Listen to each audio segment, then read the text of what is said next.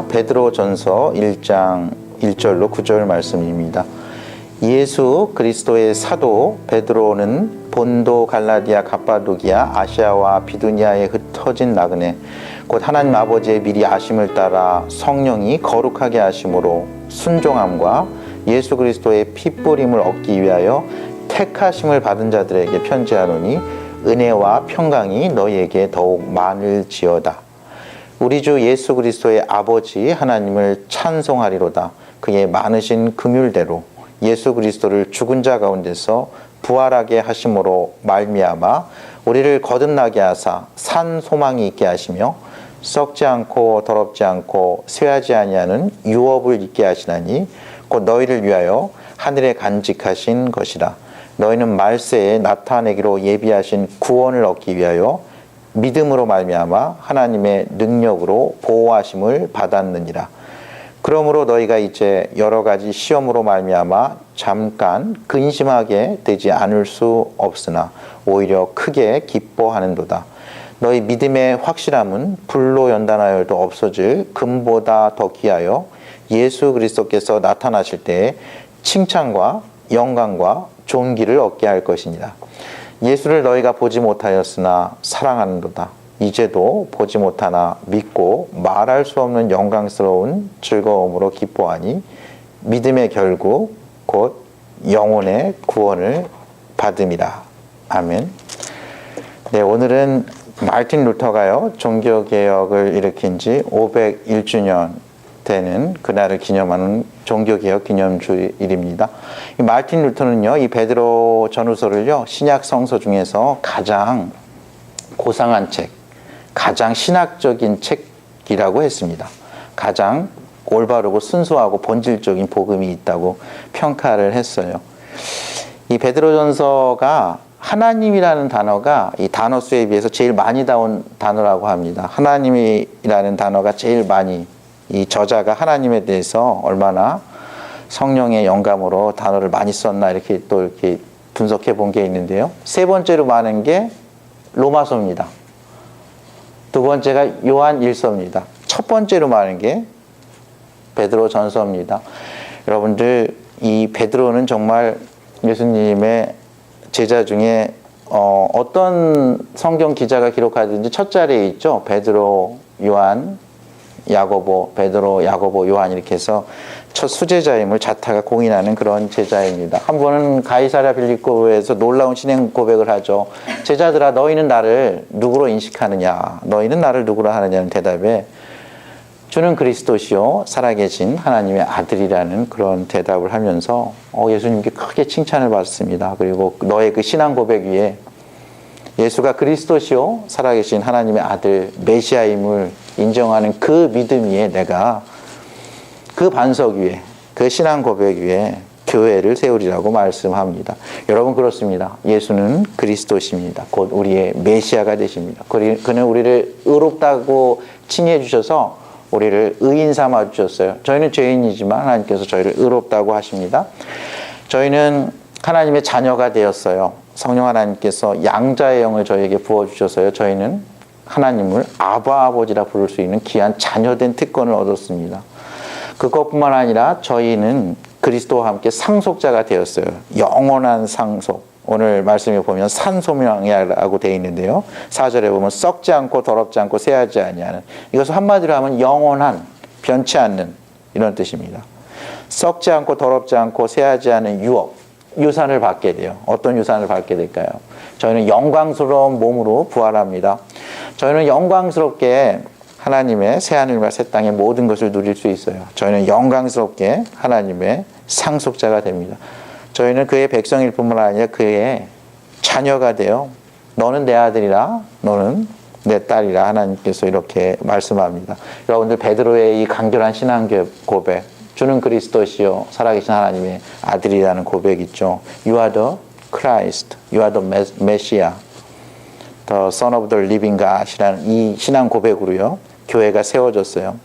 베드로의 이 간결한 신앙 고백, 그가 그 신앙 고백을 하고 30년이 지나서 이 편지를 쓴 거예요. 베드로가 이 편지를 썼습니다. 이 편지를 통해서 마르틴 루터가 극찬한 이 한 편이 편지를 통해서 오늘을 살아가는 저와 여러분이 하나님께 큰 은혜와 큰 평강과 큰 긍휼과 위로와 격려를 받기를 원합니다. 오늘 이 편지의 발신자는요, 베드로입니다. 예수님의 수제자 베드로. 예수님께 놀라운 신앙 고백을 했던 그 베드로입니다. 예수님을 3번 부인했던 그 베드로죠. 예수님께서 다시 갈릴리 바닷가에서 내가 나를 이 사람보다 이것들보다 나를 더 사랑하느냐 했을 때 주께서 아시나이다고 대답한 그 베드로입니다. 마가의 다락방에서 성령 충만을 받아서 그 자리에서 결연히 일어나서 주 예수를 믿으라 그러면 너와 내 집이 구원을 받으리라 너희가 세례를 받으라고 한 그 베드로입니다. 성전 미문에서 안진뱅이를 금과 은은 내가 없거니와 예수 그리스도의 이름으로 명하노니 일어나 걸으라고 해서 일으켰던 그 베드로가 오늘 이 성경을 기록했던 거예요. 베드로와 요한과 야고보만 갔던 자리가 참 많습니다. 예수님이 12제자를 다 데려가지 않았어요. 변화산에서 예수님께서 영광스럽게 변화된 그곳에 베드로와 요한과 야고보만 갔고요. 예수님께서 십자가에 달려 죽으시기 전에 그 겟세마네 정원에 그 동산에 베드로와 요한과 야고보만 갔습니다. 회당장 야이로의 딸을 소녀야 일어나라 일으켜 세우실 때 베드로와 요한과 야고보만 갔죠. 여러분들 아시죠? 그 베드로예요. 얼마나 하나님에 대해서 잘 알았을까요? 예수 그리스도를 늘 지근거리에서 수행하며 그의 말씀을 듣고 했던 그 베드로예요.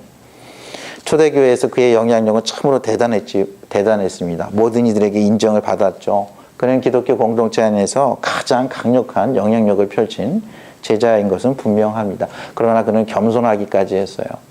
베드로가 어떻게 그럴 수 있었는지 저희는 오늘 엿볼 수 있습니다.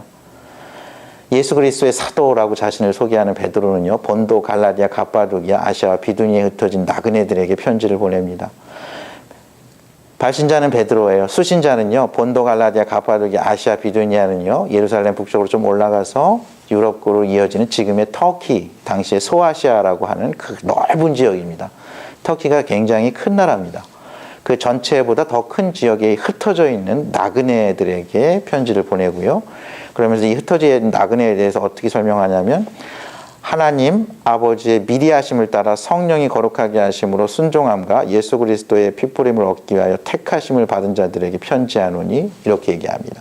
그러니까 오늘 이 편지를 받는 이 수신자들의 정체성에 대해 너희들의 정체는 흩어져 있는 나그네라는 거예요. 흩어져 있는. 두 번째는 택하심을 받은 자라는 거예요. 이게 굉장히 서로 이렇게 말이 좀 잘 안 맞는 거예요. 여러분들 흩어졌다는 거는요. 흩어진 나그네는 거라는 거는 그렇게 좋은 의미는 아니에요. 이 흩어졌다는 말, 이제 영어로는 이제 scattered라는 말을 쓰는데, 예를 들면은, 이럴 때 쓰는 단어랑 똑같아요. 흩어졌다는 말은, 내가 곡식을 얻기 위해서 씨를 갖다가 이렇게 뿌립니다. 씨를 갖다가 이렇게 밭을 갈고 뿌리는 경우도 있지만 밭을 갈지 않고 씨부터 이렇게 쫙 이렇게 뿌리는 경우가 있어요. 유대인들이 그렇게 씨를 뿌렸는데요. 그때 이렇게 뿌리면 어떤 거는 때로는 가시덤불에 떨어집니다. 어떤 것은 이게 흙으로 덮여 있어서 잘 몰랐는데 밑에 바위가 있는 이런 돌밭에 떨어지는 거예요.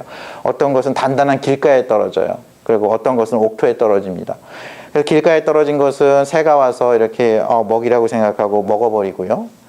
또 돌밭에 떨어진 것은 좀 뿌리를 내리다가 햇빛이 쨍쨍한 날 그냥 뿌리째 다 말라버려요. 가시덤불에 떨어진 거는 좀 자라는 듯 하지만 가시덤불의 그 기운을 이기지 못해서 이렇게 온전하게 잘 자라지 못하고 열매도 시원찮습니다. 열매가 시원찮아요. 좀 먹기에 좀 부족한 거죠. 씨앗으로 쓰기에 다음에 씨앗으로 이렇게 부족한 그런 열매를 맺어요. 그럴 때 쓰는 단어랑 똑같아요. 그게 흩어졌던 나그네 이 예루살렘 교회가 박해를 받고 그럴 때 이들이 막 흩어졌잖아요. 그 전에는 바벨론의 포로를 했을 때 막 흩어졌잖아요. 이 흩어져 있는 이 유대인들이 많았어요. 이 세계 각국에 당시에 유럽 이런 소아시아 이런 각국에 이렇게 바벨론에 이렇게 흩어져 있었거든요. 흩어져 있으면 일단은 뿌리를 내리기가 어렵습니다. 아는 사람이 없어요. 그리고 그곳에서 내가 어떤 비즈니스를 하기도 점점 어려워지는 거죠. 뿌리를 내리기가 좀 어려운 거죠. 그 사회에 주류 사회로 들어가서 사회적으로, 정치적으로, 경제적으로 인정을 받고 뿌리를 내리기 시작한 그런 어려운 형편에 있었던 흩어져 있는 나그네라는 뜻이에요. 그렇지만 그들은요, 하나님 아버지의 미리하심을 따라 하나님의 섭리 가운데 흩어져 있다는 것을 내포하고 있습니다. 하나님께서 그들을 그곳에 심었다는 거예요. 그곳에 이렇게 뿌렸다는 거예요. 그곳이 비록 돌밭일지라도, 그곳이 길가일지라도 우리에게 이렇게 뿌려져 있다는 거죠. 성령이 그들을 거룩하게 하시는데 목적은 하나입니다. 순종하는 삶, 하나님의 원래의 목적. 순종하면 하나님께서 축복을 받거든요. 순종해서 축복받는 하나님의 원래의 삶. 예수 그리스도, 우리가 죄인이지만 예수 그리스도의 그 보혈로 인해서 핏부림으로 인해서 우리는 깨끗해진 삶. 그래서 하나님께서 우리를 원하시는 삶은요, 순종하는 온전한 삶이에요.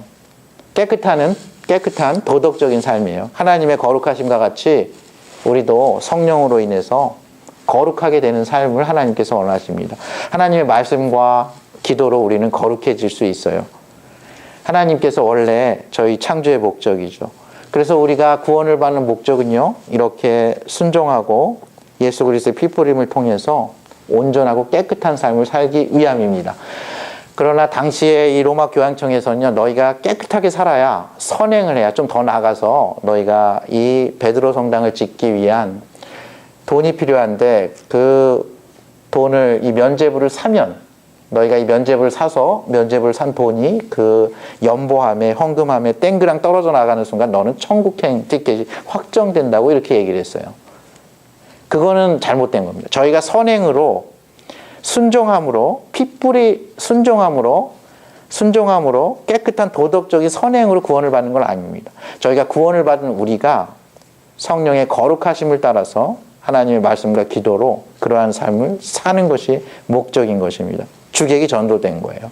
그러면서 베드로는 이렇게 얘기합니다. 너희가 비록 흩어져서 고생하는 나그네지만, 나그네처럼 정처 없이 떠도는 흩어져 있는 유대인 그리스도인이지만 너희는 하나님께서 택하셔서 그곳에 심었다고 얘기하는 거예요. 그리고 은혜와 평강이 너희에게 더욱 많을지로다, 이렇게 얘기합니다. 은혜는요, 저희가 가진 모든 좋은 것 중에서 보이는 모든 것을 상징하고요, 평강은 우리 마음속에 좋은 것 중에 보이지 않는 모든 것을 상징합니다. 모든 좋은 것이요, 이렇게 너희에게 있을지어다, 이렇게 하면서 편지를 시작해요. 여러분들, 베드로 전서를 받은 이 당시의 사람들은요, 이 편지가 네로 황제 때 쓰여진 걸로 많은 신학자들이 봅니다. 네로 황제가요, 로마를 자기 구미에 맞게 다시 짓고 싶었어요. 로마시를 다시 짓고 싶으니까 이미 지어져 있는 게 좀 부담이 돼가지고 거기서 불을 냈어요. 대화재가 곳곳에서 나옵니다. 로마의 많은 부분이, 로마시 전체가 불에 탔어요. 근데 이게 비난을 받자 이것을 갖다 책임을, 이거 그리스도인들이 불을 낸 거다, 이렇게 해서 그리스도인들을 이렇게 거의 마녀 사냥식으로 잡기 시작하면서 이 로마 제국이 그리스도 교에 대해서, 기독교에 대해서, 예수 그리스도의 이 도에 대해서, 십자가의 도에 대해서 중립적인 적도 있고 호의적인 적도 있고 박해한 적도 있었는데, 이 로마 황제 때는 굉장히 박해를 했습니다. 그들이 정말 흩어져 있기 때문에, 나그네에 있기 때문에 기본적으로 힘든 것뿐만 아니라 그냥 그리스도인이라는 이유로, 예수 그리스도를 믿는다는 이유로 박해를 받고요, 순교하고 하던 그런 시절에, 그 시절에 쓰여진 겁니다. 그러면서 너희가 비록 흩어져 있지만 너희는 택하심을 받은 자들이라고 이야기하면서 너희에게 여전히 은혜와 평강을 구하는 겁니다.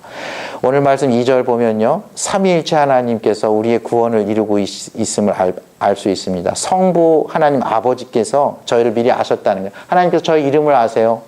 저희 이름 아십니다. 저희 이름을 아세요. 저희 이름을 아세요. 저희의 처지를 아세요. 저희가 어디에 흩어져서 심겨져 있는지 알아요. 하나님은 저희가 어디가 아픈지 아십니다. 하나님은 저희의 경제적인 상황이 어떤지 아세요. 하나님은 저희의 마음에 두려움도 다 아세요. 하나님은 모든 걸 아십니다. 하나님은 그것도 미리 아세요. 하나님은 그리고 저희를 택하셔서 거룩하게 하시고 구원하시기로 작정하셨어요. 성령 하나님께서 저희를 거룩하게 하십니다. 예수 그리스도의 핏부림을 얻기 위해서 저희는 택하심을 받은 자들이에요. 저희는 결국 온전해져서 치유함 받아서 온전한 삶을 살도록 저희 하나님께서 저희를 부르신 거예요. 저희 나중에 먼 훗날 놀랍게 온전해져 있을 거예요. 놀랍게 거룩해져 있을 거예요. 예수 그리스도의 어떠하심과 같이 저희도 그렇게 될 것이라고 하나님께서 이렇게 약속하신 거예요. 성부 하나님께서 저희를 미리 아셨어요. 그래서 저희를 부르셨습니다. 하나님께서 저희를, 비록 저희는 죄인이지만 의롭다고 칭하셨어요. 하나님께서 성령 하나님을 통해서 우리를 계속 거룩하게 하십니다. 나중에 저희를 영화롭게 하실 거예요. 저희는 믿음으로 의롭다고 칭함을 받습니다. 이신칭이죠. 저희는 믿음으로 성령의 거룩하게 하심으로 믿음으로 저희는 거룩함을 얻어요. 저희의 성화도 믿음으로 얻습니다. 저희가 나중에 영화롭게 되는 것, 그것도 우리의 믿음입니다. 믿음으로 저희는 하나님께 의롭다함을 받고 거룩하게 되고 영화롭게 될 것입니다. 과거에 예수 그리스도가 십자가에서 우리를 위해서 죽으신 그것도 저희는 믿음으로 받고요. 현재 내가 부족하고 연약하고 온전치 않지만 여전히 내 안에 죄성이 있지만 지금 나를 붙드시고 거룩하게 하시는 그 성령 하나님을 믿는 것도 믿음으로 하는 거고요. 먼 훗날 우리가 새하늘 같은 땅에서 우리의 몸이 살고 영원히 살고 우리의 죄가 사하고 우리의 영원히 사는 그것도 믿음으로 되는 것입니다. 그렇기 때문에 사도 베드로는요, 오늘 3절에서 우리 주 예수 그리스도의 아버지 하나님을 찬송하리로다 말씀하신 거예요. 저희는 찬송할 수 있어야 돼요. 내가 지금 온전해서 찬송하는 게 아닙니다. 내가 아픈 것이 없어서 찬송하는 게 아니에요.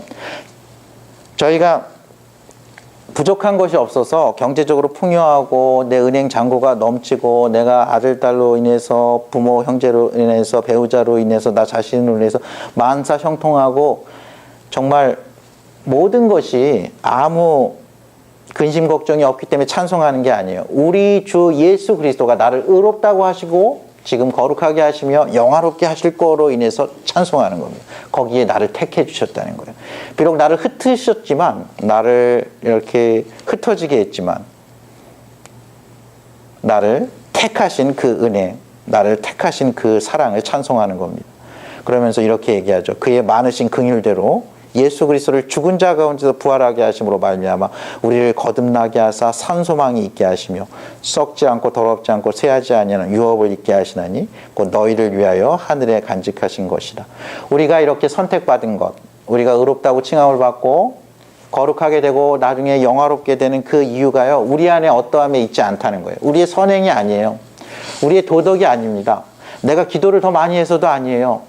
내가 말씀을 더 가까이 해서도 아니에요. 내가 세례를 받아서도 아니에요. 오직 우리 주 예수 그리스도의 아버지 하나님께서 나를 미리 하시고 택하시고 성령이 나를 거룩하게 하시고 예수 그리스도의 십자가의 보혈로 저희는 구원을 받습니다. 그 모든 것은 하나님의 긍휼이라는 거예요. 하나님의 은혜라는 겁니다. 여러분들 종교개혁의 5대 필두가 그겁니다. 오직 은혜로 구원을 받습니다. 우리의 어떠함으로 우리의 선행으로 구원받는 게 아니에요. 오직 믿음으로 구원을 받습니다. 우리의 믿음으로 저희는 예수 그리스도가 주는 그리스도시요 살아계신 하나님의 아들이라고 고백할 수 있는 것입니다. 오직 그리스도의 십자가로 구원을 받습니다. 다른 것이 섞이지 않아요. 오직 하나님의 말씀을 믿음으로 우리는 구원을 받습니다. 그래서 저희는 하나님 아버지를 찬송할 수 있어요. 하나님께 영광을 돌릴 수 있습니다. 오직 그리스도로, 오직 그의 은혜로, 오직 그 믿음으로, 오직 말씀으로, 오직 하나님의 영광을 위하여가 바로 종교개혁의 5대 필두인 것입니다. 그러나 우리가 이렇게 받는 이 유업이요, 저희는 지금은 영원한 생명, 내 몸이 영원히 사는 거 별거 아닌 것 같죠. 그거는 이제 도토리로서는 알 수 없는 거예요. 도토리가 나중에 큰 상수리 나무가 돼가지고요, 누구에게는 실만한 그늘이 되고 누구에게는 정말 기댈 나무가 되고 정말 땡볕에 피할 그늘이 되고 그게 열매가 되고 종자가 될지 누가 알겠습니까? 그것처럼 우리가 거듭난 생명, 우리 몸이 다시 사는 것, 여러분들 사도신경의 마지막 부분 이렇게 얘기하죠. 몸이 다시 사는 것과 우리 죄를 사하여 주시는 것과 몸이 다시 사는 것과 영원히 사는 것을 믿사옵나이다. 아멘. 이럽니다. 우리 죄를 사하여 주시는 것, 우리의 죄 사하여 주는 것, 이 죄로 인해서 저희가 하나님에게 그 결과로 죽게 됐어요. 하나님께서 그 죄를 사해 주신다는 거예요. 하나님의 구원은요, 우리의 죄를 사해 주는 구원입니다. 하나님의 구원은요, 우리 몸이 다시 사는 건데요, 죽지 않고 그냥 지금 이 몸대로 사는 게 아닙니다. 정말 새로운 모습으로, 아주 영광스러운 몸으로 우리 육체가 부활하는 거예요. 그리고 그것은 영원히 계속되는 겁니다. 영원히 계속되는 것은 시간에 있어서 영원히 계속된다는 거예요. 영원히 계속된다는 것은요, 어떤 그 퀄리티, 그 품질에 있어서 영원히 계속된다는 거예요. 그게 생명이면 생명이 온전한 생명이라는 거예요. 그게 건강이라면 온전한 건강이라는 거예요. 그게 평안이면 온전한 평안이라는 거예요. 그게 기쁨이면 온전한 기쁨이라는 거예요. 그게 공간에 대한 문제는 공간에 아무 제약이 없다는 거예요. 시간에 대한 문제는 아무 제약이 없다는 거예요. 그 죄에 대한 문제는 아무 죄로 인해서 흠도 없고 점도 없는 그런 구원을 누린다는 거예요. 이번 9절에 보면 믿음의 결국 곧 영혼의 구원을 믿음이라. 여기서 믿음의 결국, 우리의 믿음의 끝이 영혼의 구원인데, 이게 영혼만 구원받는가 이렇게 생각하면 안 돼요. 이거는 번역이 좀 약한데요. 믿음의 결국은 우리 전인적인 구원을 받는다는 뜻입니다. 여기서 영혼은 전인적이라는 뜻이에요. total salvation이라는 뜻이에요. total salvation. 저희의 심령이 구원을 받습니다. 저희 몸이 구원을 받아요. 죄로 인한 어떤 결과도 없어요. 시간과 공간에는 어떤 제약도 없어요. 영원히 구원을 받는 겁니다. 우리의 믿음의 결국이 구원을 받는 거죠. 여러분, 어떤 인생이 성공한 인생이라고 생각하나요? 여러분들, 성공한 인생은요, 끝맺음이 좋아야 돼요. 끝이 좋아야 됩니다. 만약에 이 세상이 잠시 있는 인생이고 영원한 다음 세상이 있다면 정말 끝이 좋아야 돼요. 이 세상에서 내가 무엇을 이루고 얼마나 누리고 얼마나 잘 먹고 잘 살았느냐보다 더 중요한 것은 내가 다음 세상에 대해서 무엇이 준비되어 있느냐인데, 하나님께서 그때 딱 하나를 봐요. 예수님께서 얘기했죠. 내가 세상 끝날에 너희에게 구하는 게 딱 하나 있다. 그것은요, 불로 연단하여도 없어질 금보다 더 귀한 하나가 있는데, 그것을 믿음이라고 그랬어요. 그 믿음이 우리를 구원하는 겁니다. 그 믿음이 우리를 다음 세상을 결정을 해요. 죽을 때 그 믿음이 온전해야 돼요. 하나님 아버지의 미리 아심에 대해서 온전해야 합니다. 성령의 거룩하게 하심에 대해서 온전하게 해야 돼요. 예수 그리스도의 그 십자가의 보혈에 대해서 온전한 믿음을 갖고 있어야 돼요. 그 끝이 좋아야 돼요. 이 세상에 살면서 사업가가 얼마나 큰 돈을 벌었느냐, 정치가가 얼마나 큰 정치적 영향력을 펼쳤느냐, 사역자가 얼마나 큰 사역의 역량을 펼쳤느냐, 그 모든 것 중요하죠. 그러나 가장 중요한 것은요, 그 사업가가, 그 정치가가, 그 사역자가 자신이 죽을 때 어떠한 믿음을 가지고 있느냐가 제일 중요합니다. 하나님 아버지에 대해서 어떻게 생각하고 있느냐, 성령의 거룩하게 하심에 대해서 어떻게 생각하고 있느냐, 예수 그리스도의 십자가에서 어떻게 생각하고 있느냐가 가장 중요합니다. 가장 중요해요. 그것이 우리의 영혼을 전인적인 구원을 결정하기 때문입니다. 그러면서 사도 베드로가 그렇게 얘기하는 거예요. 너희가 비록 지금 흩어져 있는 나그네다. 정말 고생도 많이 하고 박해도 받고 너무 힘들지만 여전히 하나님을 찬송하길 원한다. 하나님께서 우리에게 살아있는 소망을 줬는데, 이것은 예수 그리스도가 부활한 것처럼 너희도 부활할 거고, 너희가 지금은 연단의 과정을 통해 가지고 있지만 너희가 이 과정을 잘 인내하고 하면 너희가 불로 연단하여도 없어질 금보다 더 귀한 그런 믿음을 갖게 된다는 거예요. 그리고 믿음의 결국 영혼의 구원을 받는다는 거예요. 여러분들, 저희가 고난 가운데 하나님을 찬송해야 합니다. 고난 가운데 저희는 여전히 소망을 붙들고 있어야 돼요. 고난 가운데 저희는 여전히 하나님의 능력으로 저희를 보호하심을 믿어야 돼요. 기쁨으로, 오히려 잠깐, 오늘 표현대로 하면, 그러므로 너희가 이제 여러 가지 시험으로 말미암아 잠깐 근심하게 되지 않을 수 없으나 오히려 크게 기뻐하는도다. 근심 가운데 기뻐할 수 있어야 돼요. 왜냐하면 이 연단의 과정을 통해서 저희는 두 가지를 얻는데요, 칭찬과 영광과 존귀에 이르는 금보다 더 귀한 믿음을 가진 나 자신을 얻는 거예요. 하나님이 가장 마지막 때에 바라는 그 믿음이 있는 그 한 사람이 되는 겁니다. 그리고 믿음의 결국인 온전한 구원, 영원한 구원, 죄로 인한 어떠한 저주와 비참함도 없는 그 구원을 얻게 된다는 거죠. 그래서 8절에 보면 예수를 너희가 보지 못하였으나 사랑하는도다. 이제도 보지 못하나 믿고 말할 수 없는 영광스러운 즐거움으로 기뻐하니 하면서 우리가 기뻐할 수 있는 근거를 이야기하고 있습니다. 사도 바울은 여전히 흩어져 있는 이 고생하고 있는 이 디아스포라 유대인들에게 너희는 택하심을 받은 자들이고 너희는 여전히 하나님의 능력으로 보호하심을 받고 있으며 너희는 결국은 온전한 구원을 받기로 예정된 택하심을 받은 하나님의 자녀라고 이야기하고 있는 것입니다. 여러분, 우리들은 어떻습니까? 하나님께서 저희를 이렇게 막 씨앗 뿌리듯이 흩어졌어요.